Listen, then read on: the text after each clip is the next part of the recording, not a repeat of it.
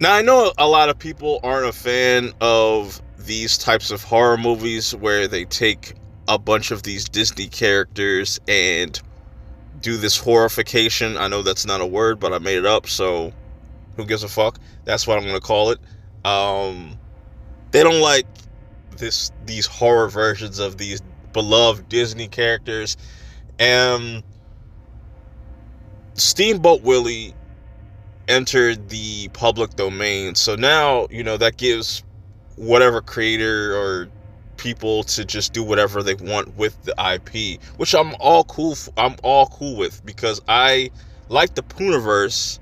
I like the direction that's going.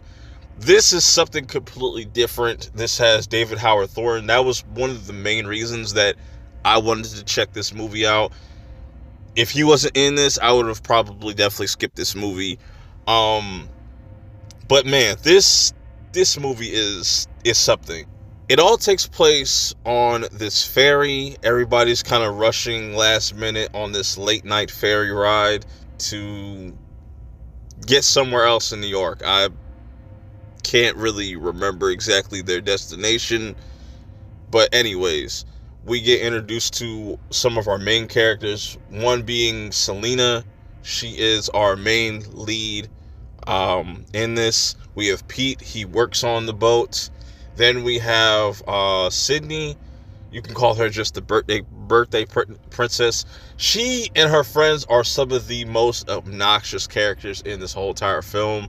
Then you have this mom with her son Mateo, and Mateo probably has the easiest fucking role in this whole entire movie. He literally has like one speaking line, and he just says nothing, like he's a fucking mute. Respects to that kid though. He probably has the best performance. He didn't have to really do shit. Then you have this other guy, I forget his name, the black dude in this. He reminds me of Zach Attack Reviews. Uh, I know if Zach sees this and he sees this movie, he's gonna know exactly who I'm talking about. But he's in this as well. And then you have Steamboat Willie himself just going around killing people. And right off the bat, the opening kill to this movie was extremely disappointing, and it just set the tone for the rest of the movie. Um, and you're just watching this whole entire movie play out, and you're seeing all these different people being killed in different various ways. And the kills range from bad to like mid. I don't think there was one real good kill in this that was like, oh man, that was really dope. Some other people might feel some other type of way. This movie does not take itself serious at all. Not even the dialogue. The dialogue between characters are just very wooden. It's very stale. They try to do some funny things, and there are some genuine funny moments, but it's very far few in between, and it's very lackluster, especially like just the janky editing. Like, I do appreciate them putting David in like a actual suit. He's like in an actual rat suit.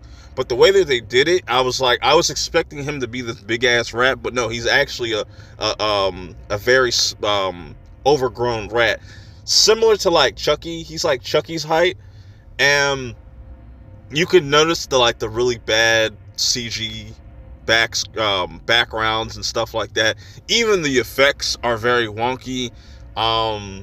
It's a lot of blood. There's a lot of blood. But what pisses me off is like you could tell where they cut the budget, where there were cutaway kills. There were a few cutaway kills. It's like, why are we cutting away from these kills? Show what's actually what's happening on screen. It was kind of annoying. And just the story overall, it's very like all over the place and like very disjointed. And like I said, that also just doesn't help with the poor editing, because it's like one character be right here talking to them, and it's just like you could tell that they weren't in like the same room. It was weird, really weird editing, and just really weird like decisions. David Howard Thornton as Steamboat Willie, I think, is the only thing that's kind of enjoyable, but even the use of his character is like, it's just very minimum, I think. And just when you get his backstory at like the last moment, that was kind of like the most interesting for what it was. But the movie overall just was really bland, and I think they could have done more with just the story. It's a movie that's very self-aware of what it's trying to be. There's a lot of hints to just Walt Disney himself. They can't say Walt Disney. They can't say certain characters, but they can give certain nods. Like you'll see a character that looks like Peter Pan.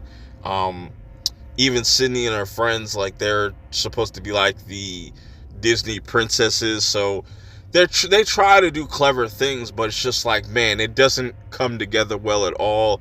And a lot of the kills, you don't feel nothing for none of these characters. They try to give like some type of romantic thing between Pete and Selena, but it just felt really forced and just messy overall.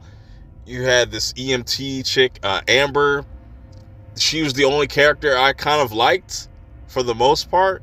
Not to say I hated Selena, I just feel like they didn't do a good job of just making you give a fuck what's going on the screen. And like I said, it doesn't take itself serious.